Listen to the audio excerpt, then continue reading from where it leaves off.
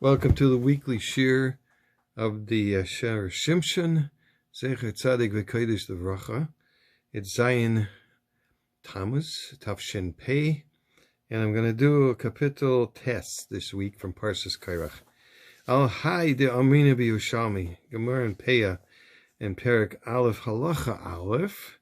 It says, Muter Loimar Lashon Hora al Baalei Machlekes. It is permitted to say Lashon Hora on people that are constantly arguing about with one another or with other people. Tzorech tam lamakach. Why is that true? Why is it permitted to say Lashon Hora? Why is it permitted to say Lashon Hora about anybody? We can't even say about a goy unless it's really a Rosh Gomer. And why about a Jew? Just because he's about machlekes. Just because he's doing a sin or sins, it's like it's a nisa deraisa according to the Paiskim. So said Reb Shmuel Homer, and so why should we, just because he's doing a sin, so that everybody does a sin, is permitted to speak about him? Why dafka machlekes? L'saper lashon hora ima misaper lashon hora anshe chamor yosef mishleish averes. If the seriousness of Lashon Hora is that it's worse than the three big averas, Gil Arayis, Vichas Damim, and Haved Zara, then it's Kehila Kaifer Baker, and it's like he's denying the God. Anybody who learned the Sefer Chavetz Chaim, and I highly recommend it, at least once, if not many times, go through it, because there's a lot of details that people don't even pay attention to. So how come it's permitted to speak Lashon Hora about Baal Machlekes? L'chayra haya nira l'taretz imay de'amina b'Yushalmi the pair. Okay, we can add a conclusion over there. What it says in the Yerushalmi, shamisaper lashon hora misalik shechina malmayla. If a person speaks lashon hora, it removes or elevates the shechina from above us. It removes it in a certain way up. V'chein David shara ma'aseh dayeg v'azifim. When David HaMelech saw the story of Doeg, that he spoke to Lashon Hora, to Shaul, and the Zifim spoke Lashon Hora about David. Oymar, he said, Ruma ala shamayim kvedecha. God's glory has gone upstairs. It's not down on earth the way it used to be. So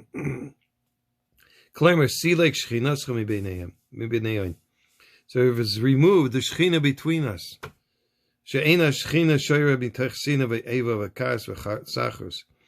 because Shechina cannot dwell amongst people that are having anger or hatred for one another, or competition. Too much competition is no good either.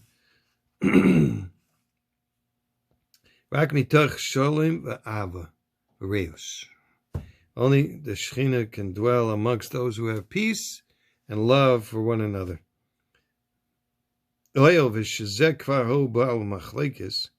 Since this person that has this bad midah of arguing with everybody, so the Shechina is not with him, unfortunately, and he causes it to be removed from Klal Yisrael. It's mutter loimer lashon hora, so therefore it's permitted to speak Lashon Hora about him.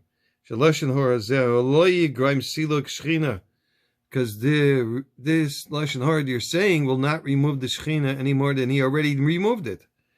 Shekvar siluko aimedes, because it's already removed. Aval mikomakam adayin lo yatzanu yadeich ayvasena. But good, that's an interesting teretz, but that's not sufficient. She'im mi'alav nistalka shechina, but if from him, because he's the Baal Machlekes and he was removed the holy presence of the shechina from him, but what about us? The shechina lo nistalka mi'aleinu, it didn't even get removed from us. We're still Klal Yisrael.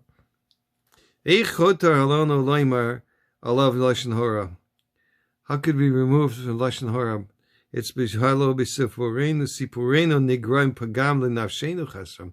it actually causes a pagam in our own souls and removes the Shekhinah from us. So, we need a different teretz. You say it's because what they said in the Gemara in the Yerushalmi Peah, Azhara l'Lashon Hora minayin. Where is the warning in the Torah for Lashon Hora? It says, Lo seilech rachel be'amecha. Oh, be'oise maise amecha. It's somebody who's doing the deeds of your people, keeping the Torah mitzvahs. V'davka b'mi she'oise maise amecha asur lacha leimer Lashon Hora. That's only, and Mishnah Berurah mentions that many times. Many times it says that only somebody who's doing the will, the deeds that are pleasing to God. But somebody that's not doing the will of Hashem, it's permitted to speak Lashon Hara about him.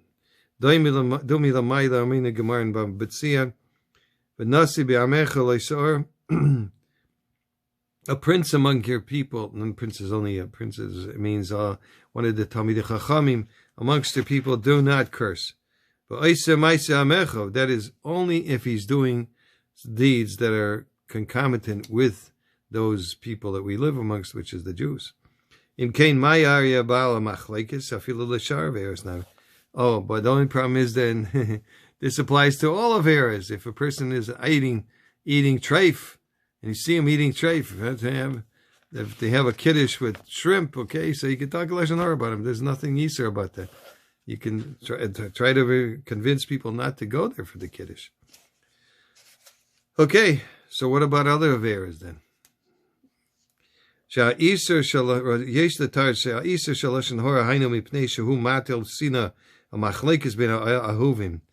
real reason is he could speak as Lashon Hara about this guy, but he is instigating hatred and arguments between people who love with one another, friends. And he's called a person that hates. In the Lashon of the Tehillim, he hates peace. So, because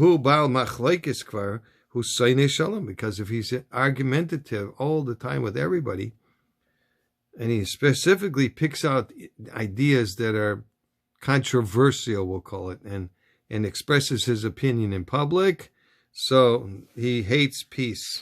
So therefore, it's not fitting for him to be sitting in peace. The Chesiv, says in Yeshaya, Ein shalom omar Hashem l'rashoyim. There's no peace for the wicked, because they're always seeking some kind of argument or disagreements. Therefore, in order for him not to sit in peace and quiet and be placid, so that it's permitted to speak Lashon Hara, and people should learn to hate him. You don't want to be part of that group. So in the midah that the person measures out for himself, they measure out to him from heaven. So midah keneged midah. Now the segula for this week is very interesting. I could tell you a story that I won't say who it was, but this week somebody got engaged. I was saying the Zera Shimshon for him as a segula because he refused, and he got engaged, 32 years old. So it's amazing. I didn't even do it. It was indirectly because I know very closely the family, and he refused to learn the Shimshon because he doesn't believe in skulas. So much for not believing. You could not believe in God, and God is still there anyway. So, but the Zera Shimshon skulas really work. Here's another one. Okay, we are not finished yet. If banding together for the purpose of machlekes is so dangerous for the entire nation, then the converse must be true as well. When we get together with the goal of uplifting ourselves, and accomplishing something that will make Hashem happy, our strength is magnified. Consider the following letter that was sent by Rabbi Yisrael Silberberg. Dear Rabbi Yisrael, I make it my business to spend time with many older unmarried Bachrim in one of the Hasidic yeshivas in Bnei Brak. I hang out with the Bachrim. These are older boys whose friends are all married and have children. I learn with them and listen to their stories and challenges. These are good Bachrim. They probably used to learn more than in their younger years, but they're still Bachrim with a desire to grow in Torah and Avodas Hashem. And I do my best to give them positive attention. I'm there for them when they need me. If they want to talk to me, I make time to listen. If they want to unburden themselves, I give them a listening ear and a shoulder to cry on. These Bachrim who have been in the Parsha for so long, that they have been already removed from the Shadchanim's lists. Removed. Oh, that's pretty bad. So they were replaced by younger boys, and life is not easy for them. One day I had the idea of starting a shir in Zera Shimshon specifically for these boys. This was important for two reasons. Number one, it would ensure that they had an ongoing learning seder. Number two, the sefer is a well-known segula, and I would be able to convince them that learning it would be a worthwhile investment of their time. We decided that the shir should take place every Thursday night. I didn't have enough sevarim for all of them, so I used the weekly newsletters, Zera Shimshon, that you put out instead. That's where Zilberberg puts that out. So we began studying together in Parshas Chayesar. There were 7 Bachrim in the group, all learning from your weekly Torah page. Right away, the Bachrim connected with the Torah that you wrote. The Vertlach was short and to the point, and they liked the broad range of ideas that were presented. And so it went for a couple of months. When we reached Parshas Shmais, some of the Bachrim approached me and said, listen, we've been learning the Sefer for a while already with no results to show for it. I had told them that we needed to continue learning the Sefer, that Gedolim are greater after they pass away than during their lives, and that if Reb Shimshon Chaim made such a clear promise, that there must be something to them. In the end, they agreed to stick to the shir. At that month, 4 of the 7 Bachrim got engaged. One of them considerably older than the rest. Of course, this turn of events was a tremendous simcha for everybody involved. I just want to add one last point. At the time that I started the shir for the boys, I was about to marry off my own son, and one of my kavanas when I established that shir was that it should serve as a merit for me, and in the sense that I should be able to marry him off without going into major debt. In all honesty, I was never a shadchan in my life, but for 3 of the 4 boys who got engaged, I was the one who made the shidduch. And the money I earned as a shadchan went a long way to helping me cover the wedding expenses. So there was no doubt in my mind that the schus of the Zera Shimshon was helping me when I and the Bachrim needed.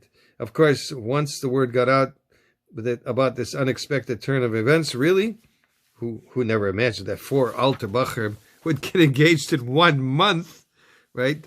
Our shir became even more popular than it had previously been. Okay, that's sincerely a rabbi.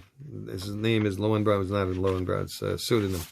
Anyway, have a good tavarch, and we're blessed with a lot of good news and good tidings. Even every month has its blessings. Even Tammuz and Av.